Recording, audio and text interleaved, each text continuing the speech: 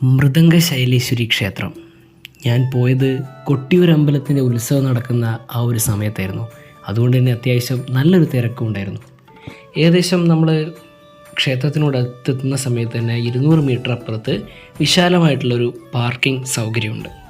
അങ്ങനെ ക്ഷേത്രത്തിലേക്ക് ഞങ്ങൾ നടന്നു. ക്ഷേത്രത്തിലേക്ക് നടന്ന് കുറച്ച് നീങ്ങുമ്പോൾ തന്നെ അടുത്തായിട്ടൊരു ക്ഷേത്രക്കുളമുണ്ട്. നമുക്കാദ്യം ക്ഷേത്രക്കുളത്തിനൊരു ചെറിയ കഥയുണ്ട്. ആ കഥയിലേക്ക് കടക്കാം. കോട്ടയം തമ്പുരാൻ കഥകളിയിലെ വേഷവിധാനങ്ങൾ ചിട്ടപ്പെടുത്തിയത് മൃദംഗശൈലേശ്വരി ക്ഷേത്രത്തിൽ വെച്ചാണ്. അങ്ങനെ സ്ത്രീ വേഷം എങ്ങനെ ചിട്ടപ്പെടുത്തണമെന്ന് അറിയാത്തതിനാൽ അവിടെ ധ്യാനനിരതനാവുകയും ദേവി തന്നെ ക്ഷേത്രക്കുളത്തിൽ പ്രത്യക്ഷപ്പെടുത്തി രൂപം കാണിച്ചു കൊടുത്തു എന്നാണ് പറയപ്പെടുന്നത്. ചരിത്രപരമായി പ്രാധാന്യം അറിയിക്കുന്ന ഒരു ക്ഷേത്രം കൂടിയാണിത്. യുദ്ധദേവതയായി ആരാധിക്കുന്ന പോർക്കലിക്ക് ഗുരുതി പൂജ നടത്തിയതിനു ശേഷമാണ് പഴശ്ശിരാജ യുദ്ധത്തിനായി ഇറങ്ങി പുറപ്പെടുന്നതെന്ന് പറയും. അതിനാൽ പോർക്കലിദാസൻ എന്ന പേരിലും പഴശ്ശിരാജ അറിയപ്പെടുന്നു. ക്ഷേത്രത്തിന് തൊട്ടടുത്തായി പഴശ്ശിരാജ മ്യൂസിയവും കാണാം. മൃദംഗശൈലേശ്വരി ക്ഷേത്രം പഴശ്ശിരാജയുടെ കുടുംബക്ഷേത്രം കൂടിയാണ്.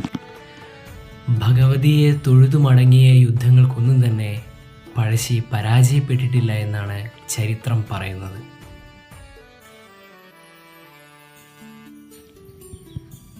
മുഴുവനായും കഴിഞ്ഞിട്ടുള്ളത് കുളത്തിൻ്റെ നിർമ്മാണം മാത്രമാണ്.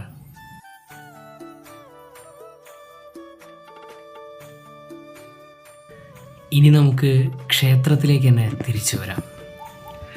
കലാകാരന്മാരും വിദ്യാർത്ഥികളൊക്കെ ഇവിടെ വന്ന് പ്രാർത്ഥിച്ചാൽ ശ്രേയസ്കരമാണെന്നാണ് വിശ്വാസം പറയപ്പെടുന്നത്.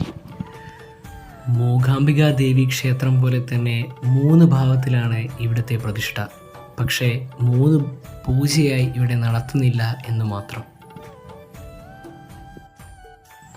ഈ ക്ഷേത്രത്തിൻ്റെ പ്രതിഷ്ഠയുടെ ശക്തിയെക്കുറിച്ച് കൂടുതൽ ആളുകൾ ആകൃഷ്ടരായത് അല്ലെങ്കിൽ അറിയപ്പെട്ടത് ഡോക്ടർ അലക്സാണ്ടർ ജേക്കബ് നടത്തിയ ഇൻ്റർവ്യൂയുടെ ഭാഗമായിട്ടാണ്. ആ ഇൻ്റർവ്യൂയുടെ ലിങ്ക് ഞാൻ താഴെ കൊടുത്തിട്ടുണ്ട്.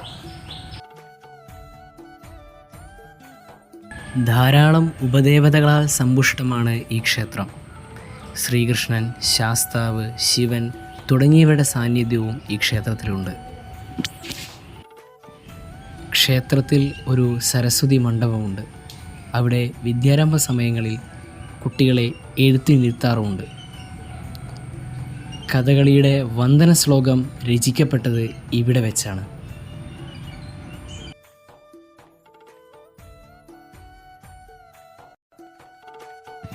കൂടാതെ എല്ലാ ദിവസവും ഉച്ചയ്ക്ക് 11:45 മുതൽ അന്നദാനവും ഉണ്ടായിരിക്കുന്നതാണ്. ദൂരയാത്ര ചെയ്തു വരുന്നവർക്ക് തങ്ങാനുള്ള സൗകര്യവും ഒപ്പം കലാകാരന്മാർക്ക് മേക്കപ്പ് റൂം സംവിധാനവും ഇവിടെ ലഭ്യമാണ്. മൃദംഗത്തിൻ്റെ ആകൃതിയിലുള്ള ശൈലത്തിൽ അഥവാ കുന്നിൽ കുടികൊള്ളുന്ന ഈശ്വരി മൃദംഗശൈലേശ്വരി ദേവിക്ക് സമർപ്പണം.